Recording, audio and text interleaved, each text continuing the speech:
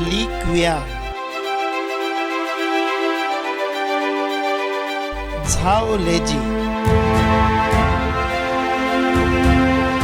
वैंग हुनिंग। आइए देखते हैं जिनपिंग के जाबाज। शी जिनपिंग के तीसरी बार चाइना के प्रेसिडेंट बनते ही पूरी दुनिया में केवल उन्हीं की चर्चा है। कारण यह है कि कम्युनिस्ट पार्टी ऑफ चाइना यानी कि सीपीसी में आमतौर पर केवल 5 साल की 2 टर्म ही कोई व्यक्ति चाइना का प्रेसिडेंट रह सकता है, लेकिन शी जिनपिंग तीसरी बार प्रेसिडेंट बने हैं। इसके पीछे जो अनेक कारण हैं, उनमें से सबसे बड़ा कारण है उनकी कम्युनिस्ट पार्टी ऑफ चाइना के ऊपर बनी हुई पकड़। 2012 में जब वो पहली बार प्रेसिडेंट बने, तब से ही उन्होंने सीपीसी में सारी महत्वपूर्ण पोजीशंस पर अपने खास और विश्वासु लोगों को नियुक्त करना शुरू कर दिया। धीरे धीरे सारी इंपॉर्टेंट कमिटीज में जिनपिंग के करीबी और वफादार लोग आ गए हैं। आज के वीडियो में हम देखेंगे शी जिनपिंग की कोर टीम के 3 सबसे महत्वपूर्ण मेंबर्स और उनके बैकग्राउंड्स। इस लिस्ट में पहला नाम आता है ली क्वियांग का। ये अभी पीएससी के मेंबर के तौर पर चुने गए हैं। हम आपको बता दें कि पीएससी मतलब पॉलिट ब्यूरो स्टैंडिंग कमेटी चाइना की सबसे पावरफुल स्टैंडिंग कमेटी है। जब पॉलिट ब्यूरो सेशन में ना हो तब सारे इंपॉर्टेंट पॉलिसी डिसीजंस लेने की पावर इस कमेटी के पास होती है और ली उस पावरफुल कमेटी का हिस्सा है।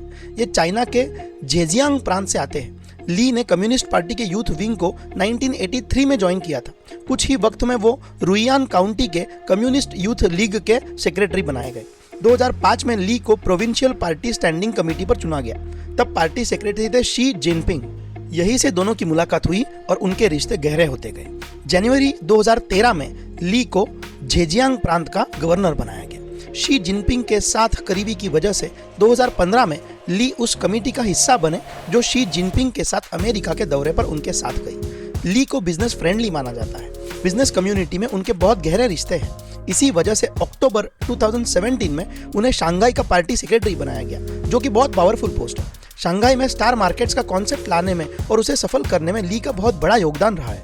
ली शी जिनपिंग के जीरो कोविड पॉलिसी के कट्टर समर्थक है। हाल ही में शंघाई में 2 महीने का लॉकडाउन लगाया गया था, उसका पूरा मैनेजमेंट ली के पास ही था। इस लिस्ट में दूसरा नाम आता है झाओ लेजी। झाओ हाल ही में पॉलिट ब्यूरो स्टैंडिंग कमेटी के मेंबर चुने गए हैं। ये चाइना की क्विंघाई प्रांत से आते हैं। झाओ ने 1975 में कम्युनिस्ट पार्टी ज्वाइन की थी।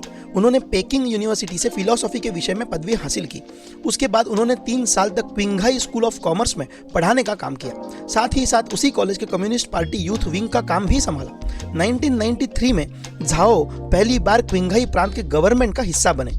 1999 में महज 42 ईयर्स की उम्र में उन्हें क्विंघाई प्रांत का गवर्नर बनाया गया। प्रांत की अर्थव्यवस्था को उन्होंने तेजी से बदल डाला। उनके कार्यकाल में क्विंघाई प्रांत का जीडीपी 3 गुना बढ़ गया। यहीं से उनके पर्सनल ग्रोथ की शुरुआत हुई। 2007 में उन्हें सांक्षी प्रांत का पार्टी सेक्रेटरी बनाया गया, जहां उनकी वजह से प्रांत की जीडीपी ग्रोथ रेट 15% तक पहुंच गई। 2017 में उन्हें पार्टी के एंटी करप्शन सेल का चीफ बनाया गया, जो कि बहुत ही पावरफुल पोजीशन है। तीसरा और आखिरी नाम है वांग हुनिंग।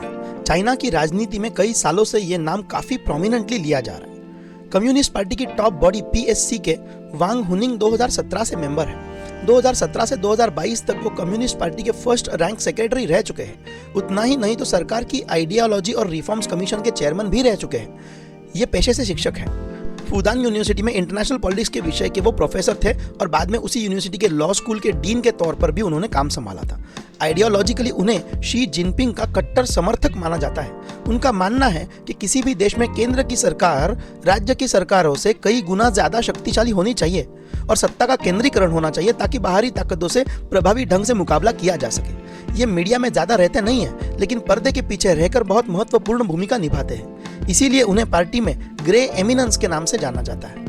कम्युनिस्ट पार्टी के संविधान में कुछ प्रोविजंस थी जिसके तहत कोई भी व्यक्ति पार्टी का जनरल सेक्रेटरी केवल 2 ही बार बन सकता है, लेकिन अब वो प्रोविजंस निकाली गई है ताकि शी जिनपिंग तीसरी बार भी पार्टी के जनरल सेक्रेटरी और देश के प्रेसिडेंट बन सके। जानकारों का ये मानना है कि जिस तरह से पार्टी के सभी इंपॉर्टेंट पोजीशंस पर शी जिनपिंग के समर्थक बैठे हुए हैं, उससे यही लगता है कि शी जिनपिंग तीसरी टर्म के बाद भी प्रेसिडेंट बने रहना चाहते हैं। ऐसे में उनके वफादार लोग उनकी बादशाहत कायम करने के लिए काफी जरूरी बन जाते हैं। इस वीडियो में इतना ही।